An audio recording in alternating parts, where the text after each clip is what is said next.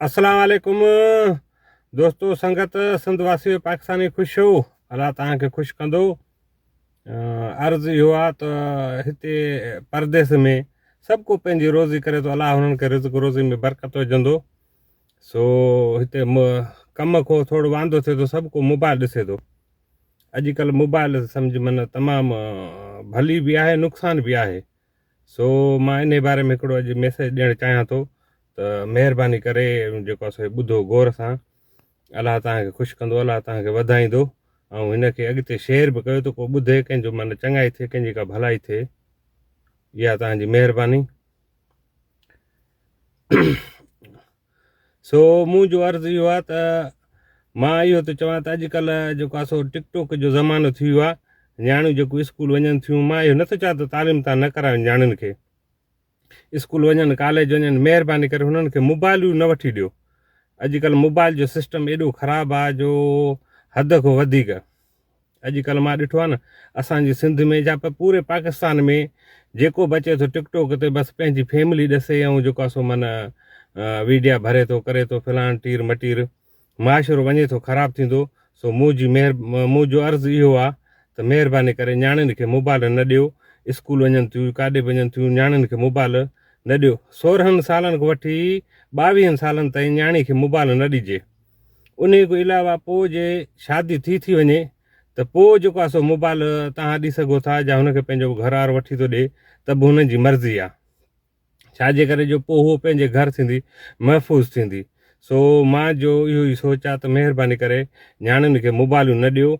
ऐं जेको आहे सो मोबाइल जेको आहे सो तमामु कमु ख़राबु आहे ऐं अलाह जे वास्ते ईअं न कयो। ऐं जेको आहे सो कुझु थोरो ख़्यालु कयो। ऐं मुंहिंजो ॿियो इहो अर्ज़ु आहे त असांजे सिंध में या पूरे पाकिस्तान में जेको तालीम कनि थियूं छोकिरियूं, न्याणियूं कनि थियूं त वेही थी वञनि, माना 20 साल 25 साल थी था वञनि, हुनजी माइट शादी कोन था कनि।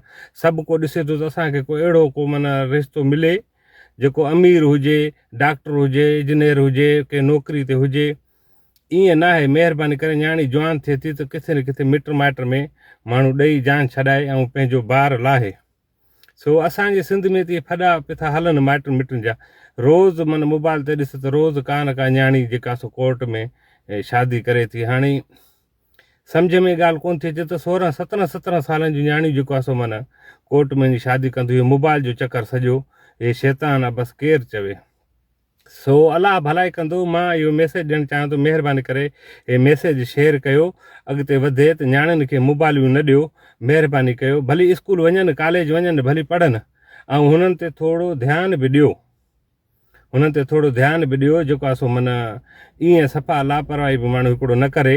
बहरहाल इज़त ॾियण वारो, रब ॾियण वारो उहो आहे जेको आहे सो माना उनजी मर्ज़ी, जीअं थियणो हूंदो हूअं ई थींदो। सो मुंहिंजो इहो अर्ज़ु आहे त महिरबानी करे न्याणियुनि खे मोबाइलियूं न ॾियो, पंहिंजो थोरो ख़्यालु कयो, ध्यानु ॾियो। अॼुकल्ह असांजे पाकिस्तान में, सिंध में इहो रशम थी वई आहे टिकटॉक जी, पंहिंजी फैमिली जो, माउ जो, भेण जो, सभु कंहिंजो वीडियो भरे पिथा चाढ़नि सभु को। अॼुकल्ह माइटूं मिटूं थियनि कोन थियूं, रुॻो बसि माना छोकिरी का कंहिंसां थी भॼे, वरी उहा ई छोकिरी साॻियो उनखां भॼी वरी ॿिए हंधि वञी निकाह थी करे। सो अलाह त पनाह ॾे, बाक़ी सिस्टम तमामु ख़राबु थी थो वञे। महिरबानी करे वीडियो मुंहिंजो अॻिते शेयर कयो त केरु ॿुधे त ऐं जेको आहे सो कुझु थोरो रंड रोक थिए। पर रंड रोक कोन थींदी, छाजे करे जो सभु को चए थो त पोइ असां पंहिंजी छोकिरियुनि खे मोबाइल वठी ॾियूं, असां हीअं कयूं, फलाण कयूं। इन ते कमु अञा माना ख़राबु थी थो वञे। बसि हाणे मां छा चवां, वीडियो सवाइ थी थो वञे। अलाह तव्हांखे ख़ुशि कंदो, इहा महिरबानी कयो, ईअं न कयो। न्याणी जी जेसिताईं शादी न थिए उनखे मोबाइल असली बि न ॾियो वठी। मुंहिंजो त इहा सोच आहे। वधीक हर कंहिंजी ॿी सोच आहे, पोइ हाणे उहो अलाह बहितर कंदो। अलाह कंदो त सभई ख़ुशि हूंदो। ऐं वीडियो खे शेयर कयो, सभु को ॿुधे ऐं ॾिसे।